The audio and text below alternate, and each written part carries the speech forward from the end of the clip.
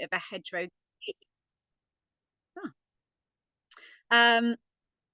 Today will be a bit of a whistle-stop talk. Has my slide changed? It looks like it's the same one on here. John, can you? Sorry, I was muted. Yeah, no, it is the same one. Ah, interesting. And it's not moving now? Not yet. Interesting. Hold on, let me. If I've upgraded your permissions, try that. Okay, I'm gonna de-share. Right. It should move. My slides aren't moving on. This is a right. I'm going to stop sharing and try this again. Sorry, everyone, for this. So we were just discussing earlier, every time you go onto Zoom, something slightly changed. Right, let me try this again.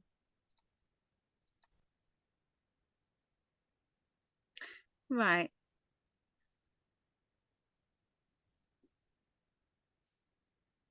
I'm going to try and close and restart, turn it off and turn it on again, my my PowerPoints, because for some reason they don't seem to be moving the slides along. I have a feeling it might have crashed. Oh dear. So bear with me for a couple of minutes. John, if you fancy chatting, giving another introduction to the talk, that would be great, just while I get my ducks in a row. Yeah. So we've held quite a few hedgerow training sessions throughout the Nurturing Nature project, and one of the things we hope to do in the Record Centre a bit, throughout the year is build up an actual ancient hedgerows project, or a Wiltshire hedgerows inventory. In our work on the ancient woodland project, I don't know if anybody's heard about that. So we've spent the last couple of years building up a map of, or building up a big data set, basically of Wiltshire's ancient woodlands. That's shown us straight away, in no uncertain terms, that Wiltshire also has a large amount of ancient hedgerows. And there's only one data set around at the moment that kind of maps those to any extent, and that's known to be a bit flaky. So one of the things we hope to do later on in the year is kickstart a hedgerows project for the county. So if anybody wants to get involved in that, do drop us a line. Megan, I can see that changing now. It looks like it's changing now. All I needed to do was threaten it. There we go. Right, let's start again, shall we? Right. Thank you for filling in, John. Right, I will move swiftly on. So this will be a bit of a whistle-stop tour of hedges. I will get onto the surveying later, but first of all, I think a bit of context about why we think surveying's valuable. So we're going to look at why a hedgerow is valuable, what we think the structure of a good hedge looks like, and how hedgerow management affects its health, before moving on to what we already know. What do we know about hedgerow health already, and then on to surveying, why we're looking into surveying and what we think we can achieve by it. At the end, there'll be plenty of time for questions and discussion. So the end. So sadly, there's a bit of context here. We're about to go through another State of Nature, I think, later this week, but the last State of Nature has some fairly depressing statistics on biodiversity. We know we're in a biodiversity crisis. We're also in an environmental crisis and a climate crisis, and pretty much all of the graphs that I care about are still moving in the direction, despite our best.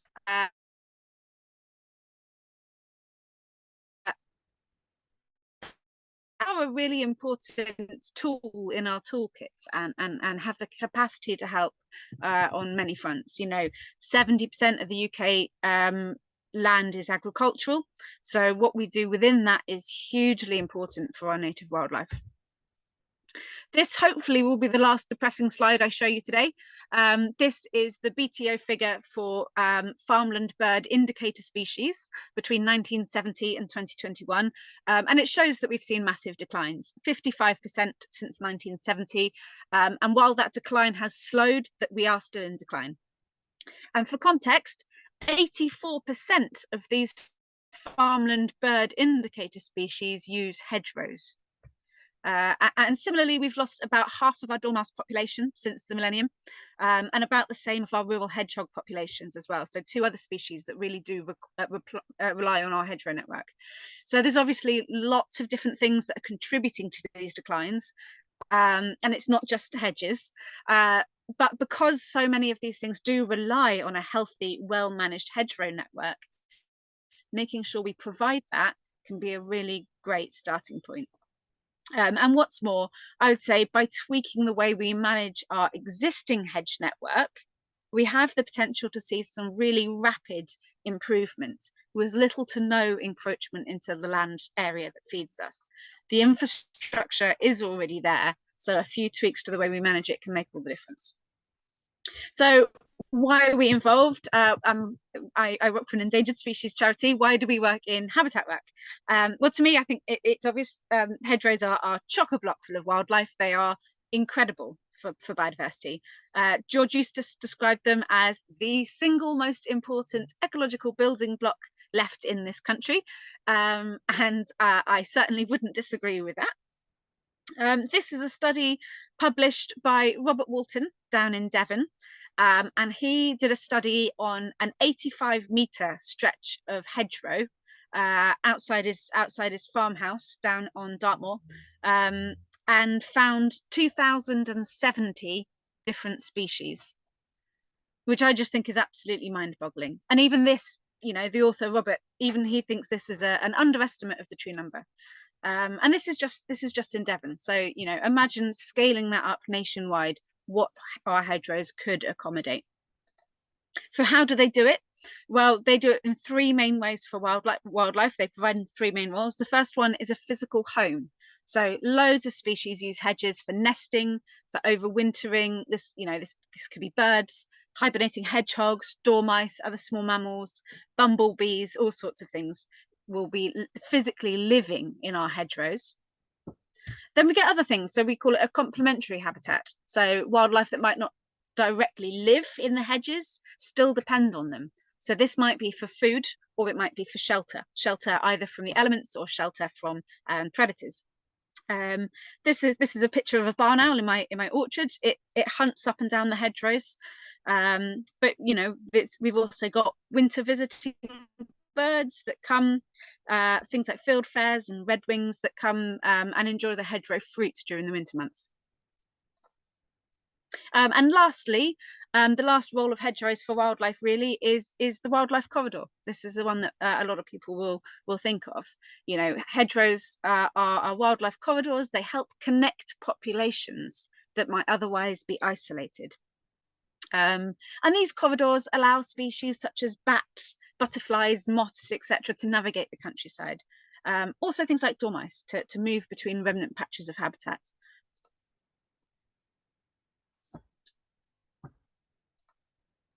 And then I don't know if you can see this one, but there's a bat on this picture somewhere.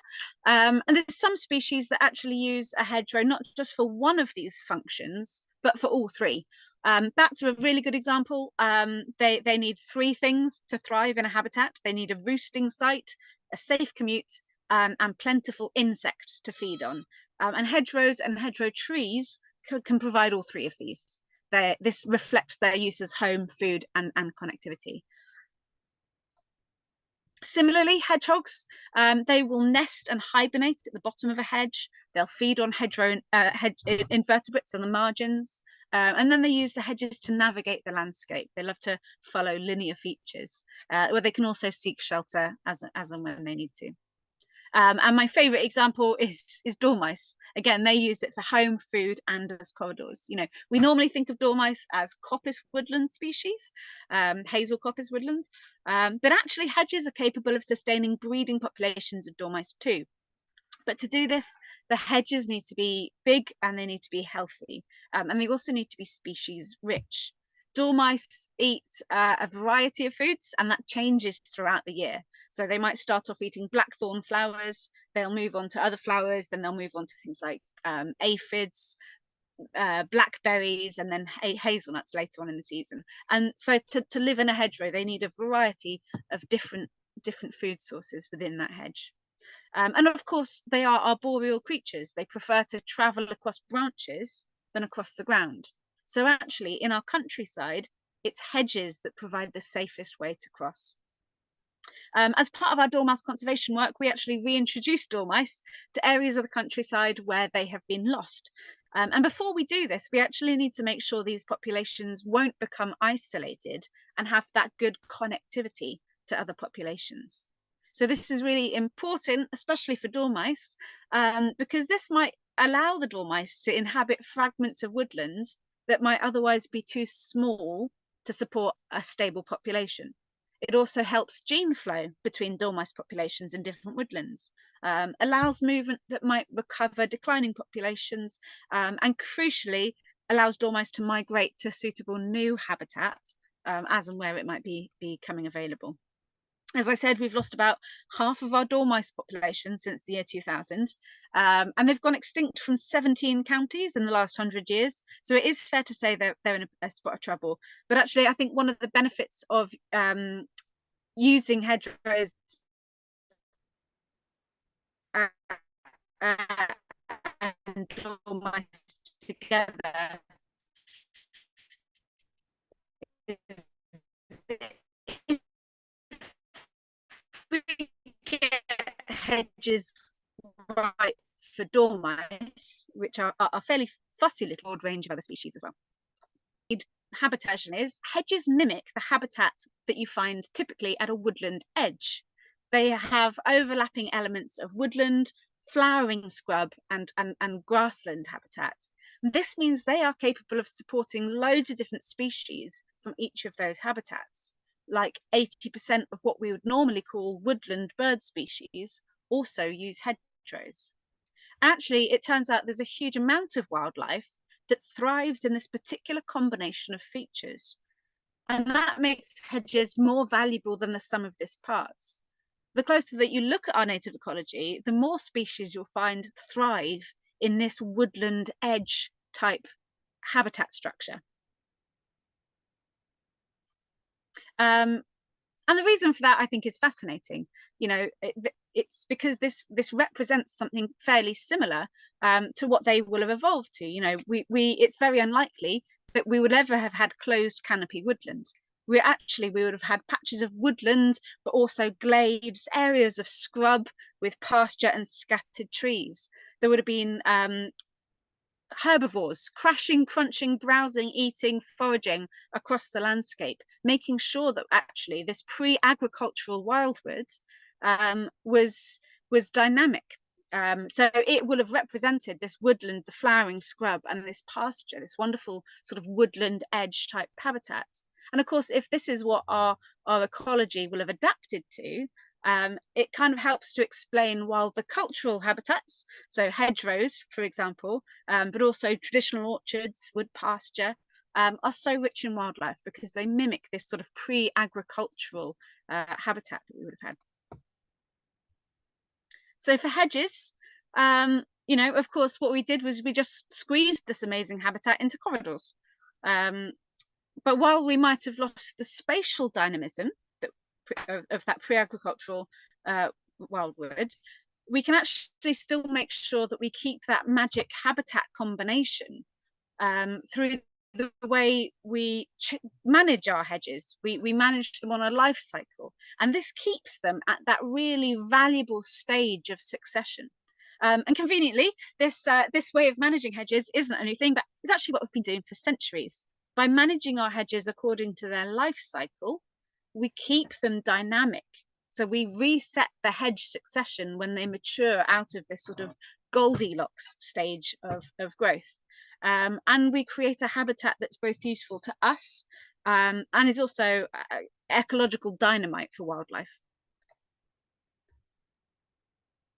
So in this way, our network of hedges crisscrossing over the countryside provide those three main roles for wildlife: home, food, shelter, and connectivity through this wonderful structure. And we can help use this knowledge to guide the way that we manage our hedges. All of our management decisions can be improved at a landscape level by considering how those management decisions will affect not just the structures of the hedge, but how those hedges are functioning for wildlife as well. So I think now's as good a time as any to talk about what we think the structure of a good hedge looks like. For us, we think a good hedge structure tends to have a mix of different species. So hedges with more plant species tend to have a higher diversity of invertebrates and a higher diversity of birds, partly because everything will have something that specializes on feeding on it. But also because it means you get a better year-round availability of food sources, whether that's pollen or fruit. They will all flower and fruit at slightly different times. So a mixed species hedge is ideal.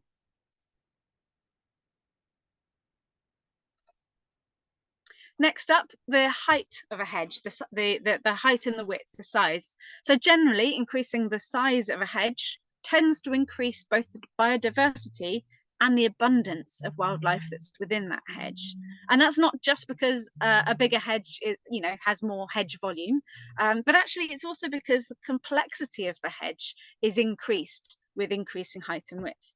And evidence shows that the more complex the hedges are, the better shelter they provide for foraging birds, and the reduced predation for nesting birds as well. Often at this point, I'm asked what the optimal size of a hedgerow is, but that one is impossible to answer, I'm afraid. Hedgerows need to be managed on a cycle, so we can't keep them to any one size. There is no optimal size of a hedge. So generally, I tend to say bigger than it was last year, or bigger on average within its life cycle. Next up, we want structural complexity in our hedges. So some species, like the song thrush, need several different features of the hedge throughout their life cycle. They will sing from hedgerow trees and mark their territory. They will nest in the dense scrubbiness in the actual hedge structure itself. They will feed from the margins, especially if you've got a wet ditch, before moving back onto the hedge berries later on in the year. But actually, you can take that a step further as well. Different species have different needs from hedges. So really, we want to see different structures represented across a landscape at any one time. We want some that are sort of fairly tight and managed. We want some that are big and billowing. We want different structural complexity across the landscape. And luckily, managing our hedgerows on a life cycle actually helps achieve this as well. Next up, connectivity. So we actually want to see hedges that don't have big gaps in them. And we want ideally hedges to connect other habitats as well. So connecting pieces of coppice woodland, connecting little copses, little quarries, ponds, lakes, rivers. These are wonderful connectivity structures, and actually making sure that they connect up other habitats really very important. Next up, we look for a good margin in a hedge. So a margin at the base of a hedge will protect the roots of the shrubs from disturbance. So if you plough too close to the hedge, you're going to be churning up the soil, disturbing the roots of the hedge. Now, it might not kill the hedge outright, but it will weaken it, and it might mean it's more susceptible to drought, or potentially more susceptible to flooding or disease. So actually, a good margin really does protect the actual physical hedge itself. But actually, they're also fantastic for wildlife. I think 40% of the priority species that depend on hedges use the margins. You've got fantastic tusky grass in there. Sometimes the hedge can be allowed to slightly creep out, as in this picture. Fantastic for overwintering creatures, hibernating creatures, and safety for foraging creatures as well. Next up, we look for a hedge that extends all the way down to the ground. So hedge density to the ground is really important for shelter, for nesting birds. There's lots of birds that like to nest at knee height, and if there isn't any hedge at knee height, then it's, you know, it's not as good for them. But it's also really good for insects and reptiles and small mammals like hedgerows that really do appreciate the shelter at the base of a hedge. But unfortunately, the base of a hedge can grow a bit thin. We get these sort of lollipop type hedges, or leggy hedges, we can sometimes call them, for a number of different reasons. Grazing damage can do it, especially from sheep. Over trimming can do it. Sometimes grazing from, if there's too many deer around, there's some browsing damage from that. And sometimes even if your hedges become overgrown, it can outshade the base and really thin out that base of a hedge. But the base of a hedge, I would say, is a really good indicator as to whether your hedge needs rejuvenation. It's the first thing that I look at when I go and look at hedge health. I look straight at the base of the hedge. And last but not least for hedgerow structures, hedgerow trees. Over half the priority species associated with hedgerows are dependent on hedge trees. Again, they provide songposts, territory markers for important bird behaviours. They provide nesting opportunities, birds, bats, insects, all sorts. But actually also, in a year where a hedge has been cut, the hedge might not be flowering and fruiting, but the hedge trees will. So it makes sure there's a sort of food source even on years where the hedge itself isn't providing it. These are some wonderful old hedge trees, all of which are in walking distance from my house down in Devon. And old hedge trees are fantastic, especially old pollards like you see here. You find old pollards in many ancient hedges, particularly in parish boundary hedges, and they provide really valuable dead wood habitat. And again, we've got some incredibly rare dead wood dependent species. I think we've got about 2,000 deadwood dependent insects in this country, and we don't know that much about them. They're a very understudied area of entomology, but we do know that at least 320 of them are known pollinators, so they are an important group. Sadly, we did lose a number of hedgerow trees to Dutch elm disease. We are in the process of losing a lot more to ash dieback. Ash trees are the most popular hedgerow tree that we have in this country. And unfortunately, we're not establishing enough new hedgerow trees to accommodate those losses at a national scale.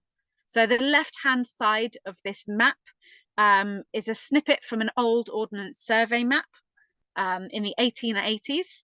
And beside it is what this exact same piece of land looks like now. So obviously there's a couple of hedges that have been lost.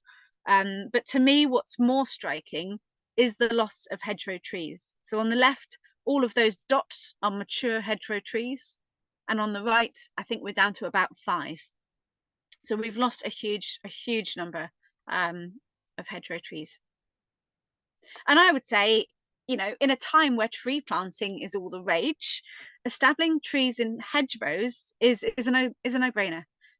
Hedgerow trees don't take any land out of production. It's not like we're planting up the fields. They form open-crowned, open-grown trees. The benefits ecologically are enormous.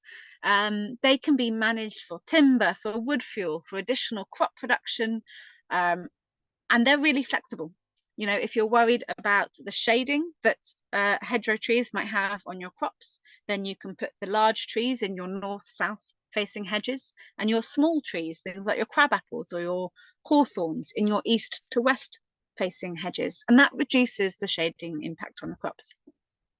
And what I would say is establishing hedge trees doesn't have to be costly. You can do it without having to buy any trees. I would say establishing hedgerow trees through natural regeneration is a fantastic way of doing it, and you can do this 2 ways. Either tag a suitable young tree and spare them from the trim, or my favourite way is leave a couple of good stems standing when you next lay or coppice the hedge.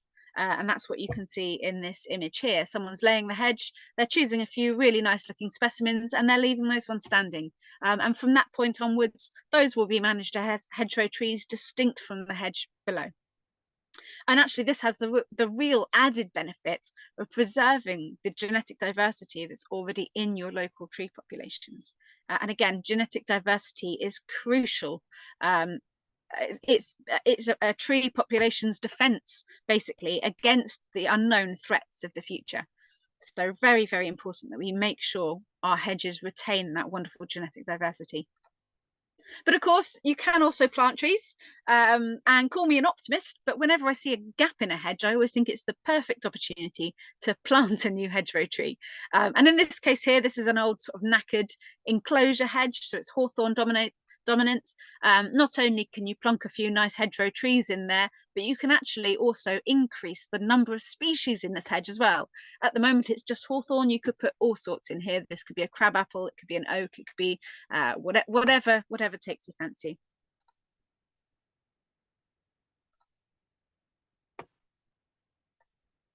There we go. It's moving slowly again.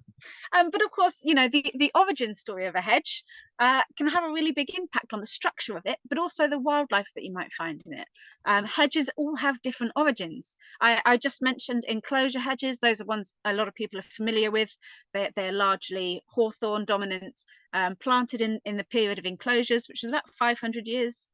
And tend to be fairly species poor. But that's not all hedges. Some of our hedges are much older and much more species diverse. So there's a couple of areas. There's some Cornish hedges down in an area of Cornwall that they think are up to about 5,000 or 6,000 years old. There's Dartmoor has some Bronze Age hedge features as well. There's individual maps showing named hedges for almost 1,000 years in the same place. And a lot of the hedges that we call assart hedges were actually created as strips of woodland when the fields were literally cut from the wildwood. There were strips that were left, they were managed and turned into hedgerows. So really representing the ancient wildwood that we had pre-agriculture. And of course, you know, it's no surprise when you think of this incredible long history, this legacy of these hedges, that actually these old ancient hedges are chock full of ancient woodland indicator species, full of plants, full of fungi, and home to a really large proportion of diversity of our tree and shrub populations. So I'm often told that hedges have lost their function because we've got wire fences now, which are cheaper and easier. But actually, I think this ignores the sort of practical and on-farm benefits that hedges can bring for us. Stock proofing is not and has never been the only value that hedges bring to farming. So this is a poster that I like to call "What Have Hedges Ever Done for Us?" And I'm going to quickly go through some of the benefits that we think hedges bring. So there's an awful lot more information about this on our website. I'm going to go through it quite quickly, but let's start with livestock. So hedges provide really valuable shelter, and without shelter, livestock have higher mortality rates. They require more food. Shelter really increases lamb survival rates in spring, especially with the effect of the wind chill and hypothermia. In the summer, they provide shade.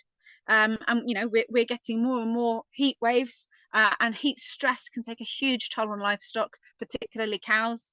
Dairy cows suffer heat stress quite readily, and it reduces milk yield, it reduces fertility, growth rates, and their immune function. So really very important for raising high welfare livestock. If you're not interested in livestock, hedges can also benefit crops. So they provide a windbreak. They're sort of semi-permeable barrier, and that sort of filters the wind. So it takes the strength out of the wind without that damaging turbulence that you'd otherwise get on the leeward side of a solid boundary. And this means that it can reduce the damage that those high and cold winds can do. Things like crop lodging, premature flower and fruit shedding, shoot damage, things that are valuable in the vegetable growing sector as well. Hedges can also maybe help us reduce some of our pesticide use. They're not gonna completely cut out our need for pesticides, but actually they can do what they do is increase the populations of what we call beneficial insects. So I'm thinking predatory spiders, ground beetles, parasitic wasps, hoverflies, lacewings. In this case, this is a ladybird larvae. All of these things control crop pest species such as aphids. In general, predator populations are slower to increase than that of their prey. So having a population ready and waiting in the hedge may help prevent pest populations getting a head start and getting out of control. Next up, hedges are chock full of pollinators. They help support a diverse population of pollinators as well. And they do this in a couple of ways. First of all, ensuring there's enough pollinated flowers, basically, to sustain them throughout the year, even when crops aren't in flower. But actually also, they're really valuable as areas of uncropped land that are essential for pollinator overwintering and pollinator breeding nests. So really important, you know, there's a diverse range of different habitats in our hedges for all of our different pollinator species to create a home in. And then there's several other benefits of a good healthy hedge. They can help reduce soil erosion by two ways really, by reducing the surface wind speed, but also acting as a barrier to waterborne runoff. They can play an important time in roles of flood. So plant roots increase the rate in which water infiltrates into the soil. And this helps the soil act like a sponge and start to soak up floodwaters rather than allowing it to run off the surface. Obviously, tree and hedgerow roots are deeper than most crop roots, and this allows like a larger and deeper area of the soil profile to act like that sponge. There was a recent study published by Holden et al, and that found that after a storm event, it took longer time for the hedge soils to become saturated with water, and hedgerow soils were able to hold more water before they got to saturation. And of course, water is not the only thing they soak up. They soak up air pollution, noise pollution, sediments from field runoff, and that helps so much of that, stops as much of that reaching our rivers and our streams, which is very important. And of course, they also do soak up carbon. This is a very topical subject at the moment. The quantities of carbon that hedgerows sequester and store under different management regimes and at different stages of their life cycle, that's a key area of research at the moment. And to be honest, at the moment, we don't have all the answers. But what we do know is that hedgerows have the potential to sequester and store carbon in many different ways. So first of all, I would say hedgerow trees. Then, of course, in the above ground biomass, that sort of actual hedge scrub texture wood. Also in the roots, but also they accumulate carbon in the soil as soil organic carbon. And this can continue accumulating for up to about 50 years since the hedge was planted. So really very important. So of course, you know, the contribution of hedges to our fight against climate change is being rapidly recognised. The Interparliamentary Panel for Climate Change recommended that we extend our hedges by 40%. CPRE have called for the same figure, a 40% increase. And the National Farmers Union have also highlighted how valuable hedges are going to be in them hitting their targets of net zero by 2040. So I think it's really important that there is a huge amount of opportunity here. I would say we should also be cautious with this because there are some really great ways to increase the carbon stored in hedgerows. That is gapping up more hedgerow trees and having hedgerows bigger on average. We can also then plant new hedges, but there is also, you know, we shouldn't just let hedges run up and become tree lines. Because again, hedgerows need to be managed in a cycle to persist in the long term. So understanding the hedgerow complexity and the dynamism is really essential. So obviously, some hedges are in better shape than others, and the management that they see has a huge impact on their capacities to sustain wildlife. And their capacity to act as effective wildlife corridors. This fragmented hedge is one I looked at near Kent. I was going down there to do some hedge surveying, and actually this particular one, there wasn't enough hedgerow to actually do a survey on. Obviously, hedgerows, when they get to this point, they've lost all of their three functions for wildlife, and they're not actually really doing much for us either. They're not having many of those benefits I've just spoken about. So we went through some dark decades of what we call incentivized hedgerow removal, where we lost up to about 50% of them. And this was a period of time where the government was literally paying farmers to rip out hedges. But I'm glad to say that the outright removal of hedges is largely behind us, especially in the agricultural sector. And now there's more hedges being planted than ever, which is fantastic. This graph here shows the recent uptick in hedge planting and gapping up in the last couple of years. So those last two ones were 2020 and 2021, which is absolutely fantastic. It's a really positive graph here. It shows a huge step up in what we're doing to plant hedges and replace hedges. But I think it is worth remembering that the new hedges that we're planting won't adequately replace the value of the old ones that we've lost, not for a long time. And the historic loss, I think it's more important than ever that the remaining hedges that we've got are maintained and kept healthy. But sadly, we do still risk losing some of our hedges, and largely that's not through them being ripped out, but it's actually how the way they're being managed. The last countryside survey showed that only 31% of hedges were in a good condition with appropriately managed margins, and actually, sadly, this dropped to about 10% in arable heavy land. And in most cases, this is a result of the hedgerows no longer being managed according to their life cycle. So how do we manage for healthy hedges? I'll go through a quick life cycle approach here, and give you an idea of what we think good hedgerow management looks like. So firstly, they do require management in order to stop them becoming a line of trees. Without any trimming, the species in our hedges have a natural tendency to just grow upwards. They're tree species. So eventually they will become a line of trees. And this is actually sped up because they're planted so closely together. So they're actually competing with each other for light. So a line of trees doesn't sound too bad. We love trees, they're fantastic for wildlife, but actually as everything competes for light and races upwards, they lose that sort of thick, dense structure at the base, which is so good for wildlife. And then, of course, many of the trees, they can't sustain this proximity. Many of the trees will start to topple, they will get gappy, and eventually some of these trees will be lost. They will become thinner and thinner. So it is very important that we do actually manage our hedges in some ways to stop this happening. And the management that prevents this could be trimming, laying, coppicing, or a combination.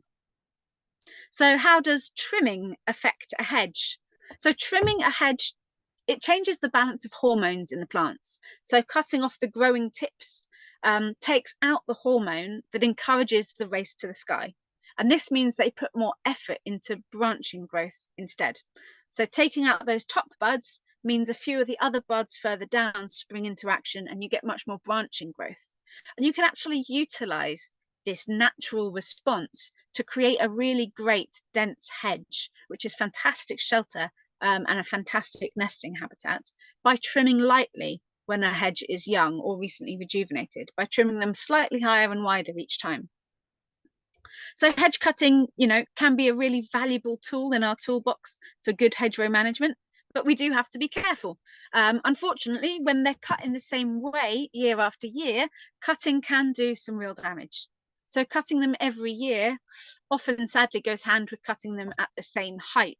And together, these two things causes something what I call chronic overtrimming.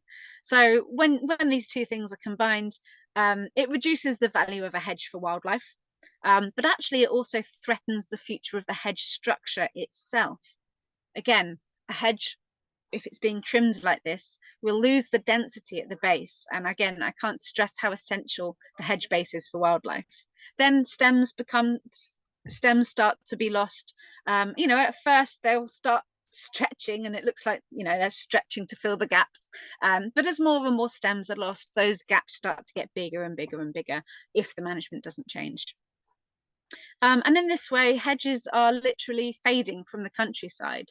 They're being lost through static management. But I would say, luckily, this is completely avoidable. there's a few tweaks that we can do to how we manage our hedges that can actually prevent this from happening. So if your hedgerow management plans do involve trimming, then knowing that most of our hedge plants blossom and fruit on young wood, but second year wood and older, gives us two options. That means, you know, our hedges still satisfy the flowering scrub wheel.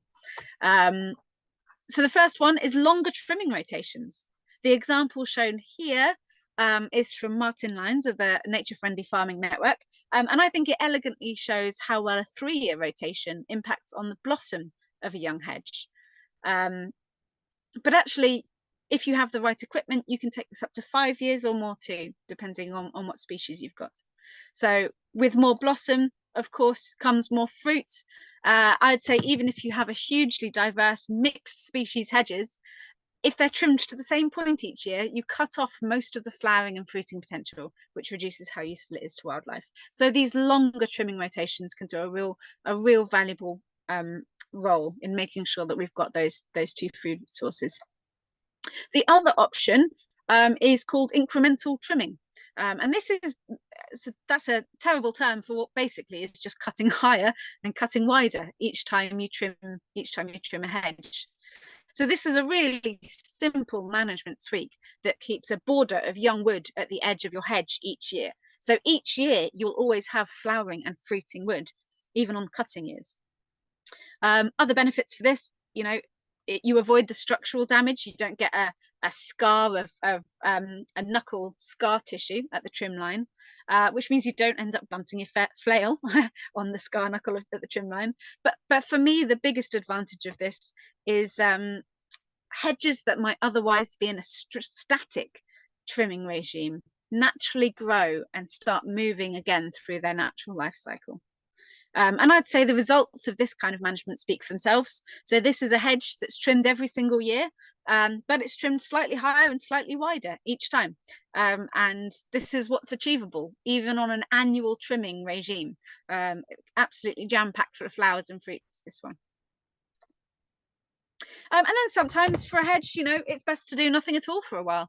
At a different time of its life cycle, you can just let a hedge grow out, do its bit, grow big, grow blousy, be beautiful, be bountiful. They can go for a number of years without any hedge management at all, before they start maybe thinning at the base or the stems start becoming reduced, at which point they will need to move on to the next side of their cycle, which is rejuvenation. So lastly, I would say it doesn't matter how well you manage your hedge, at some point your hedge needs rejuvenation. This could be laying it, this could be coppicing it, but essentially it resets your hedgerow cycle. It thickens it back up from the base, and from here you can start the whole process again. It takes out that maturity and puts it back into that sort of Goldilocks period of succession that's so good for wildlife. So this photo here shows a recently and beautifully laid hedge. Not one of mine, unfortunately. Mine are never that tidy. And for those that might not have come across hedgerow laying, the idea is that you get the stems and you cut the stems almost all the way through at the base, maybe 75–80% through, and then you bend the stems over in place and bind them. Basically, that's a very crude description of a very skilled job. So I hope if there's any hedge layers, you can forgive me for that one. But the low cut, where you cut it at the very bottom, the pleaching cut, this produces loads of new shoots in the next year. And those shoots come right from the base. And that's what gives you a whole nother life cycle. That's what gives you thickness from the base. And that's what rejuvenates the hedge and keeps that hedge going. The bits that you bent over and bind in place, that provides a really fantastic stock-proof fence, living fence, because they stay alive and they regrow again. But the process essentially resets that cycle of succession and allows a fresh start. So we say it's not cutting them down, it's helping them live forever. So to me, how incredible is it to think that we've still got so many ancient hedges, each one, you know, can live a certain amount of time, but the fact that they're still with us is thanks to an unbroken chain of care, an unbroken chain of management. Maybe once a generation they've been laid or coppiced through the many centuries to still be with us today. They're essentially made immortal by the skills passed from farmer to farmer, hedge layer to hedge layer, through the generations. And again, hedges can only survive in the long term if they have this regular period of rejuvenation. No hedge lasts forever without this practice. So if you put all of that together, you get what we call the hedgerow management cycle. And this is work based on a fantastic hedge expert called Nigel Adams, who's an absolute hedgerow hero of mine. And what it shows is that hedges are dynamic, and they need this dynamic, they need constant change to how we manage them. This bit in the middle, this here represents the dense and the well-managed hedges. Now in this, again, you might see incremental trimming, longer rotational trimming, and you might see periods of non-intervention. But crucially, they have to go back up to that top section to be rejuvenated once in a while. The two flanks, the side flanks, are problem areas. This is where hedges have dropped out of that hedgerow cycle, and start to develop structures that maybe show that that hedgerow is declining. So on the right hand side, we've got the over trimmed hedges, and again, you lose structure at the base, you lose a number of stems, and they become increasingly gappy. So this comes from the repeated trimming at the same height every year. That's what you will inevitably get. On the left hand side, you've got the tall and the overgrown hedges. Now this is what you get if you have a period of non-intervention that just goes on a little bit too long. Again, over time, in a number of years, those hedges will slowly start to shade out the base, lose species diversity, and turn into a line of trees. And we need to prevent that from happening, because the lines of trees, it's very difficult to recover a hedge once it's got to that point. So I think it might seem a fairly complex chart when you first look at it, but I actually take a huge amount of optimism from this infographic. All of those sort of purple arrows and those garish pink boxes, they basically show you that it doesn't matter where in the hedge life cycle your hedgerow is, there is something that you can do to get it back into that healthy, well-managed cycle.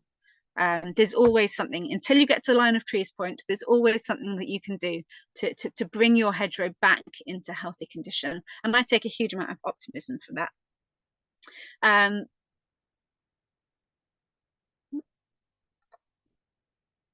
of course, there's lots of clues that hedges give us, if we learn to speak their language, that they're in need of a change of management. So here's a few images, but I've made a whole library on our website called Reading Hedges that help understand many of these indicators that you might find in a hedge. So some of these are quite obvious ones. You get the knuckle, which is a sort of a lump of scar tissue at the trim line. Sometimes hedges become sticky. It's when you just get poles growing straight up and they've lost that sort of textural structure, that branching density. We've got gaps forming, hummocks of elder in trimmed hedges, ivy at the trim line, high base canopies, things like that. All of these things indicate that a hedge might be needing some change in management or change of approach. So all of this, you know, it might be easy to get your head around for one or two hedges, but it's a lot more complex when you're trying to scale up to the farm or to the landscape level. So we have made not one but two different hedge surveys. One is called the Great British Hedgerow Survey. This is aimed at volunteer groups, wildlife groups, parish groups, etc. It takes about 20 minutes to do each hedgerow. And it needs to be done when hedges have leaves on them, because we do count the different species. When you add the data to the website, you get immediate and tailored feedback, not only about the health of the hedge, including a blow-for-blow account of everywhere you might have lost points, but also you get some management advice based on that hedgerow management cycle from Nigel Adams. This is what the survey looks like in paper. It's a little bit less daunting than it looks like this. The first page is just a few questions about the structure, and the second page is a species list that you do some ticking and some marking of hedgerow trees. And this is an example of the feedback that you get. So you won't be able to see the detail, but at the top there you get a score for what the hedge, what we think the hedge is. It looks like you get some general management advice, and then you get it broken down into a score for connectivity, a score for biodiversity, and a score for the structure. And it gives you, again, a blow for blow account where everywhere that the hedge might have lost some points there. So here's me. This is me going out doing some surveying. This is on one of our nature reserves on the Isle of Wight. The survey correctly recognised one of our hedges was in quite desperate need of rejuvenation, and recommended that we did some hedge laying. So this is below is me and a colleague of mine, Nida. We went out there with a group of volunteers and we laid that hedge. And this is just 1.5 seasons of regrowth. The hedge has massively thickened up from the bottom, and is looking an awful lot healthier than before that hedge laying. We've given this hedge another generation, another life cycle through rejuvenating it. So we took the opportunity when we were laying this hedge, not only to plant up some of the thin areas, but also to leave some of the stems as hedgerow trees. So it's not hugely obvious, but there's a sort of red blurry bit on the left-hand side of this. That's a hawthorn. It was part of the hedge structure. We left it standing when we laid it to make sure that there was still some hedgerow trees in there. At some point, we'll start to trim this hedge and make sure that we create that tight structure before letting it do its thing for a little bit more.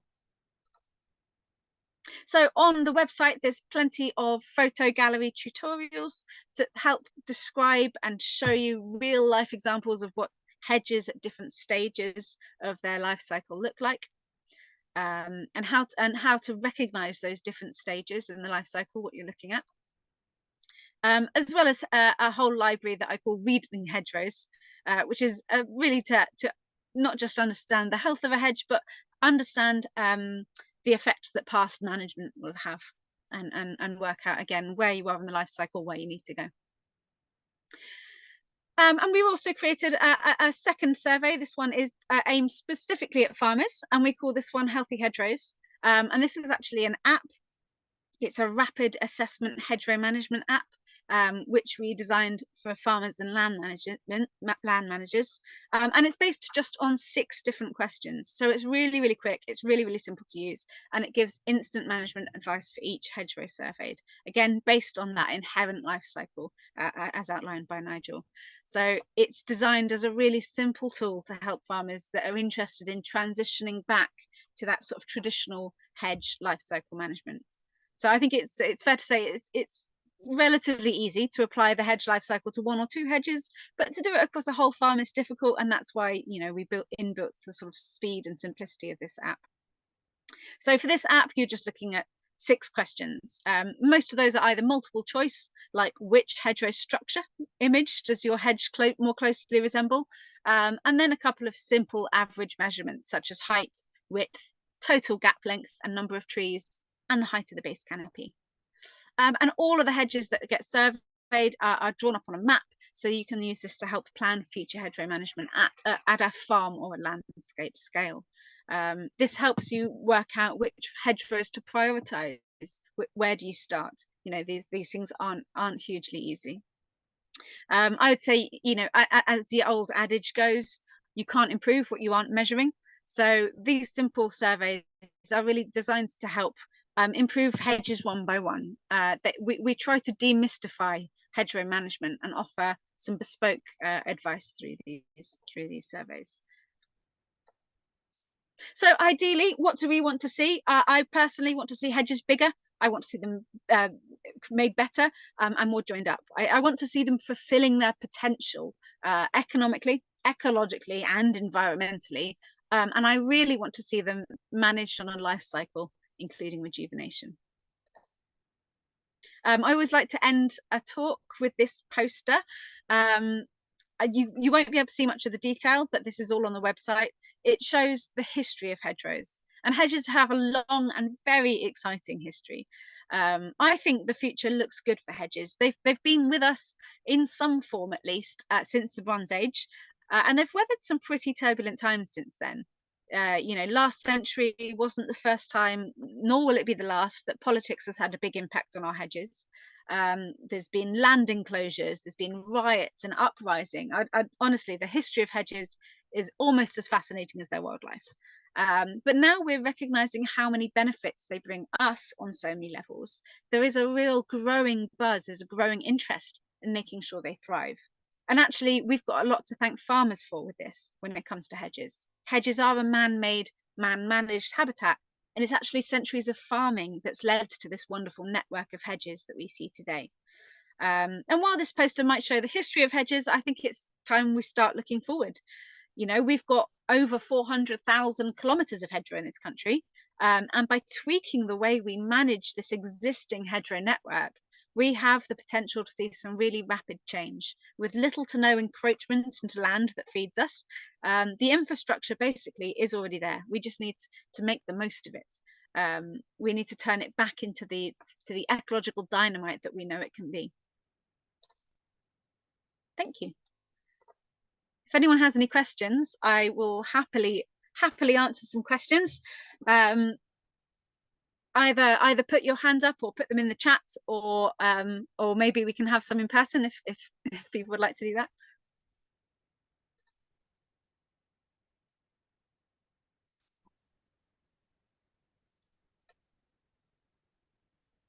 We have had a few questions while you've been talking, so okay. I've been popping answers in for some of those. But I haven't seen any of those. Oh, okay. Yep. Well, that was a fascinating talk, chocked full of information. There's a lot to take in there. Yeah, sorry, I should have warned you, but I have a habit of talking really fast when I get excited about hedges. It is exciting, and I think you're right. At the moment, yeah, I think hedges are in a bit of a renaissance. We're seeing some positive messages coming out of DEFRA, especially through the ELMs. You know, I think that and the recent government targets for hedgerows are quite quite ambitious, and you know, as well, if we can keep championing that in the future, I think yeah, we're in a bit of a good time for hedgerows at the moment. I'm optimistic as well, to be honest. Anybody got any questions?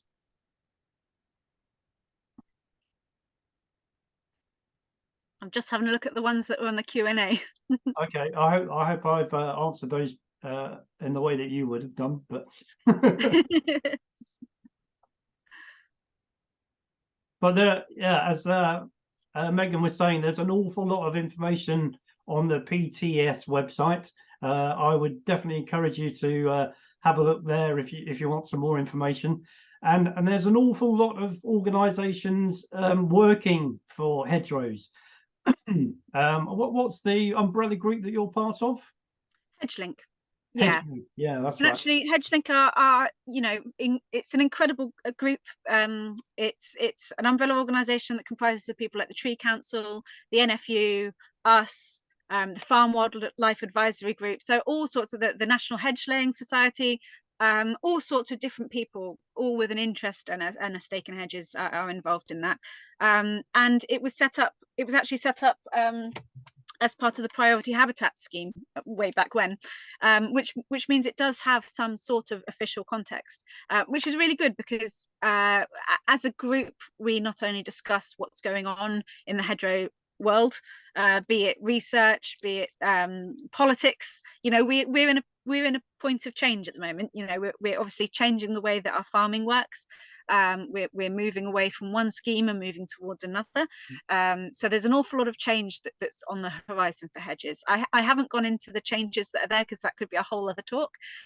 We're about to transition to something called the sustainable farming incentives, as well as the countryside stewardship again. So there's a lot of change going on in the hedgerow world. There's just been a DEFRA consultation about how we protect hedges.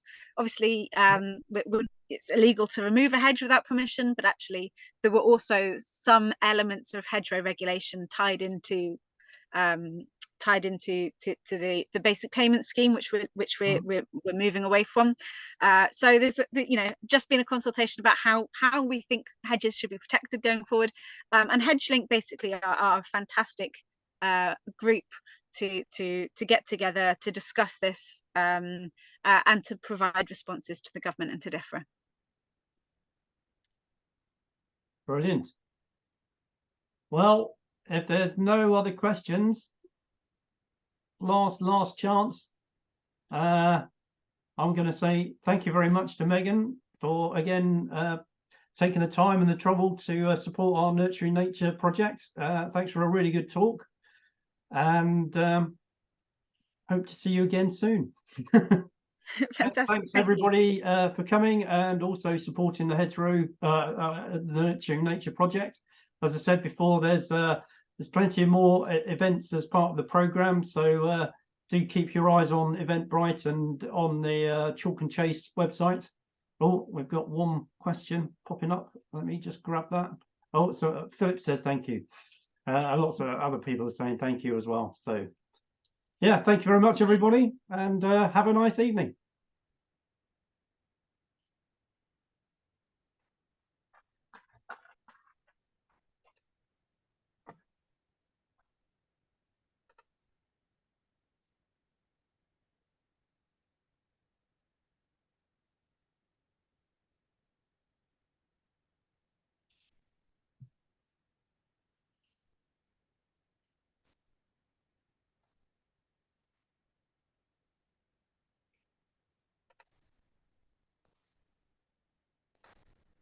One thing I was going to ask, actually, I noticed from the app that you're kind of mapping the length of the hedgerows as well, are you? Not properly, no. So the app itself isn't really a tool for us to get the mapping data. It's mostly to provide feedback for farmers. So we haven't done, you know, the shape of the hedge. We didn't have the base layer for that. So it's a start and end. So if your hedge has got some wiggles, it's not accurately mapping length. It's really just to show where the hedge is for the farmer, so that they can work out a management plan. Okay. But do you capture the kind of point data? Yes. Yeah. Okay, so there might be a little project in there using that point data to kind of extrapolate out and grab. Yeah, absolutely. You can retrofit that to another base layer and snap the lines to existing hedge lines for sure. Yeah. But yeah, for the app, our priority was making it quick and simple, and this was the best way that we had. So it doesn't calculate the length, but yeah, we Okay, brilliant. Okay, well, nice to see you again, and yeah, thank you, and hopefully we'll be in touch in the future. Yeah. And if I can manage to stitch some funding together for a Wiltshire project, I'll let you know. Brilliant, thank you. Okay. Okay, Thanks, brilliant. Cheers. Bye. Bye.